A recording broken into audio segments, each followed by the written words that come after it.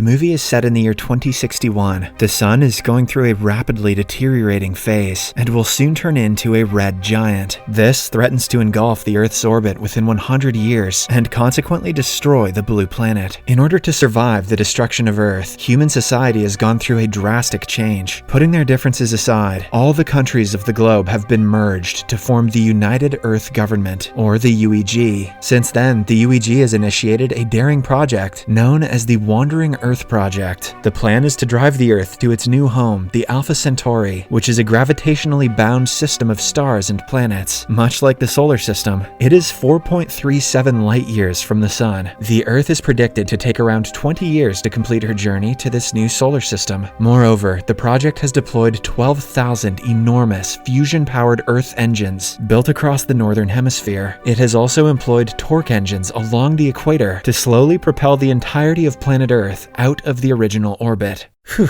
okay, still following? Oh, you are? Damn, you're smarter than I am. At the start of the movie, a Chinese astronaut named Liu Peiqiang oversees the gravitational slingshot maneuver of Earth, which uses the gravity of Jupiter to assist propulsion. After completing his job, Peiqiang leaves for his next mission to the navigation platform, an international space station, leaving his young son, Liu Qi, and foster daughter Han Duo aboard the navigation. Liu's job is to help navigate the Earth along its interstellar journey. Several years pass by, and much of the human population has died out due to the multiple violent natural disasters. This includes gigantic tsunamis that occur after Earth's rotation is brought to a halt. Moreover, as the planet distances from the sun, most of the surface becomes frozen solid. As a result, the remaining humans are forced to live in vast underground cities built adjacent to and under the several Earth engines. 17 years later, it is the Chinese New Year of 2078, and Peiqiang and his colleagues are set to return to Earth after finishing their work at the International Space Station. Elsewhere, Peiqiang's son, Liu Qi, has now grown into an adult. He works as a machinist of heavy trucks. Most remaining humans, who now live underground, rarely get a chance to see life on the surface of the Earth, including Liu Qi. He's always wanted to go on a ride on the Earth's surface, but it's nearly impossible due to the catastrophic climate. However, one day, he decides to fulfill his dream one way or another. He illegally obtains 2 thermal suits and fake IDs. Liu Qi smuggles some special instant inflatable bubble capsules to a couple of local thugs in exchange for the goods so he can see life on the surface himself. He also brings his little sister, Han Duo along for helping him steal a truck's key and clearance pass of their grandpa, Han Jiang. It turns out Jiang works as a driver for the Wandering Earth Project. Later, when Liu Qi and his sister reach the surface, they are awed by the huge structure called Earth Engine, which is only one of the 12,000 scattered across the Earth. They then illegally requisition Han Jiang's heavy transport vehicle and drive around. At first, Liu Qi, being a novice driver, drives very clumsily and almost causes an accident, but soon he gets the hang of it and drives with confidence. However, the brother-sister duo are soon stopped at a nearby checkpoint and thrown into jail. Their grandpa Han Jiang learns about the development and arrives to rescue them. He tries to bribe the jail warden to free his grandchildren, but ends up getting thrown into the same cell as them. Meanwhile, on board the space station, Peiqiang is getting ready to return to Earth. It is his final shift, and it's exactly the same day the Earth is supposed to glide past Jupiter and accelerate to achieve the necessary speed of flying out of the solar system. However, things don't go as planned, and as Earth approaches Jupiter to make use of a gravity assist, unexpectedly, Jupiter's gravity becomes irregular. The spike in tidal force causes devastating earthquakes on Earth, which disables many Earth engines across the globe. As a result of this, the underground cities are crushed, while others are drowned by lava, killing hundreds in the process. To make matters worse, Jupiter starts exerting tremendous levels of gravitational force on Earth. This means that the 2 planets will collide very soon. Amidst the chaos, Liu Qi, his sister, and Han Jiang manage to escape the prison with a fellow inmate named Tim. Tim's name is by far the easiest to say so far. After getting out, Jiang finds his heavy truck, takes his grandchildren and Tim in, and starts driving like a pro. He avoids large buildings, rocks, and other structures on on the way. Zhang's plan is to take everyone to another underground city. Elsewhere, as the navigation platform is on its way to Earth, its main computer AI, the Moss, warns everyone that the space station will soon go into low energy mode. Hence, all of them should go into hibernation. However, Pei Qiang, who is adamant on meeting his family, requests for some time and calls his father Han Zhang. On the call, he learns about their imprisonment and the subsequent earthquakes. He also finds out that his family is in a truck, so he directs them to the nearest bunker. After that, he goes to his quarters and prepares to hibernate. On the other hand, Han Zhang's truck is intercepted by a rescue team of elite Chinese soldiers who are on an emergency mission led by Captain Wang Lei. They demand the truck to transport a precious cargo called lighter core, which can allegedly be used to ignite the Earth engines. They want to use the lighter core to restart the O1 Earth engine in Hangzhou. As expected, Han Jiang is not happy about the order, but he is forced to oblige. Soon, Pei Qiang learns about the new development and requests Wang Lei let his family go into a bunker. However, the latter replies that he can only let them go after Han Jiang helps them complete their mission. Left with no choice, Han Jiang drives them to Shanghai, where a huge tremor has torn open a long gap, showing the old city covered by ice. As the truck goes into the gap, Han Jiang tells stories about his memories in the city. A flashback shows thousands of people frozen solid in the ice, and it's revealed that Liu Qi's sister was among the few survivors, and she was adopted by Han Jiang. As the old man continues narrating the story, suddenly, a second tremor hits, and cliffs on both sides of the gap start collapsing. Everyone abandons their vehicles and rushes to the tallest building of Shanghai. Sadly, the devastation has only just begun for the group. As they climb through the building, everything starts moving violently. They try getting to a safe location with the lighter core, but things do not go as planned. Because of the heavy tremors, the team loses a soldier, whereas Han Jiang is isolated on a separate floor. When the old man realizes that his oxygen is running out, he opens his helmet and freezes himself to death. In the next scene, Liu Qi confronts Wang Lei and blames him for his grandfather's death. In a fit of rage, he also attacks the captain, but gets easily overpowered. After the scuffle, Liu Qi declares that he will no longer be a part of the mission. Left with no choice, the elite team carries the lighter core themselves and marches towards the Earth engine in Hangzhou, while Liu Qi, his sister, and Tim start heading back home. I love Tim.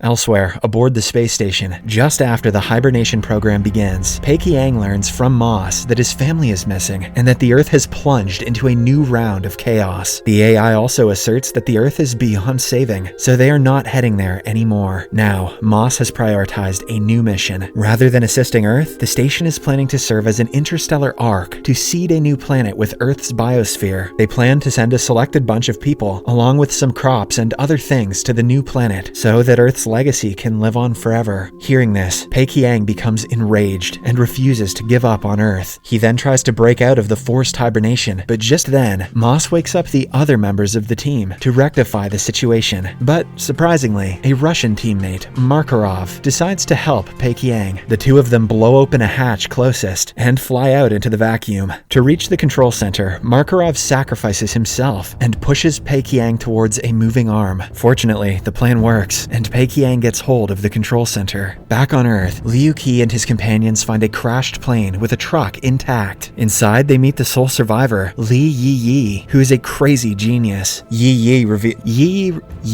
reveals to them I can't say this name. Yi reveals to them that Jupiter's gravity is sucking Earth's atmosphere to such a degree that the air is too thin even to fly a plane. He also tells the group that there may still be hope for people on Earth, but for that, they need to rescue a gigantic torque engine in Sulawesi at the equator. Hearing this, Liu Qi gets riled up, but at first, he decides to save the Earth engine in Hangzhou. In the space station, Pei Qiang gets into the computer room and tries to override Moss, but the AI informs him that it is merely carrying out orders authorized by the United Earth government. Meanwhile, outside of Hangzhou, the elite team finds out that the whole city is lost to the lava. The Earth engine there is damaged beyond repair. Soon another man dies in the mission, and with this, the team starts contemplating on whether to continue the mission or not. In frustration, a female soldier shoots at the lighter core and breaks it, prompting the captain to almost kill her for it. Just then, Liu Qi and his group show up in the truck, and Liu Qi tells the elite team about the torque engine at Sulawesi. This intrigues intrigues Wang Lei, and he agrees to help Liu Qi and his group in their mission to Sulawesi. When they almost reach Sulawesi, they learn that some other teams had successfully repaired the engines before them. However, the combined thrust of the engines is no longer able to divert the trajectory, with Earth approaching Jupiter's Roche limit. In the space station, after Moss explains to Pei Qiang that all rescue missions are useless, it opens a channel to Earth and broadcasts to everyone that they have only 7 days until the Earth gets torn apart. Hearing the bad news, Liu Qi becomes devastated and reveals that they actually have only 1 day to live because Jupiter is sucking their air at a tremendous rate. Later, as a heartbroken Liu Qi is staring at the massive planet, an idea suddenly strikes his mind. Since Jupiter is composed of 90% hydrogen and it has been sucking a lot of oxygen from Earth lately, a tiny spark can ignite the entire planet. With the impact from the ignition, Earth can be blown away to a safe distance. Liu Qi immediately shares his plan with the genius, Yi Yi, and surprisingly, the latter likes it. Soon, they hack the Sulawesi engine and concentrate its power to fire a plasma beam tall enough to ignite Jupiter. The group overcomes various challenges and are able to reconfigure the engine to carry out the plan, but are unable to push the firing pin of the engine to ignite it. Left with no options, the captain, Wang Lei, calls the nearby rescue workers to help. I thought he was going to sacrifice himself. But everyone ignores him. That's deserved. Just then, Liu Qi's sister, Han Duo Duo, realizes that she can make an emergency call to the space station and ask for her father's help. She contacts Pei Qiang and briefs him about the plan, but Moss reveals that some Israeli scientists already had this idea, and the chance of success is 0. Nevertheless, Pei Qiang still calls the UEG and pleads for authorization. The UEG refuses to send in backup, but lets Duo Duo broadcast her message to the remaining rescuers. With this opportunity, the little girl delivers an emotional speech, which warms the hearts of people all across the world. Probably not as much as that lava did, though. And in no time, several rescuers arrive at the scene and start helping the group to push the giant pin. In the next scene, Liu Qi finally gets the machine unstuck. Now, everything is ready except the launch program. The main technician, Yi Yi, is badly injured by falling rocks, but he somehow manages to put the right cable in the socket. At last, the program finally gets uploaded. The torque engine shoots a straight red light toward the giant eye of Jupiter, but the power cannot reach the ignition area. It is short by a mere 5,000 kilometers. Pei Qiang, who is also witnessing all of this, suddenly remembers that his space station has 30,000 tons of fuel, which should generate 5,000 kilometers of flame if ignited. He explains the plan to Moss, but the AI declines and instead locks the system. Moss is a dickbag. Enraged, Pei Qiang burns the main computer and takes charge of the space station. He then steers toward Jupiter at a high speed and collides. In no time, Jupiter's atmosphere starts burning, and Earth is pushed away by the impact. But sadly, the impact also releases giant impact waves, which start ravaging Earth. Amidst the chaos, Liu Qi finds his sister with Tim. Just then, the impact wave hits and sends everyone flying. No, not Tim. Tim holds onto a pipe, but Liu Qi sees his sister dropping down, so he falls towards her. In the air, he heroically catches her and deploys an instant bubble capsule, which saves both of their lives. However, the fall breaks Liu's helmet, and he slowly passes out. Before he closes his eyes, he sees that the Earth survived the ordeal. The movie then fast forwards to 3 years in the future, where Liu Qi has become a driver and has earned everyone's respect. Well, I would goddamn hope so. Moreover, the engines have resumed working, and humanity is heading in the right direction to restore its past glory. Hell yeah, Tim survived. Subscribe for more videos like this, turn on notifications, and leave a like to help the channel out. Thank you for watching.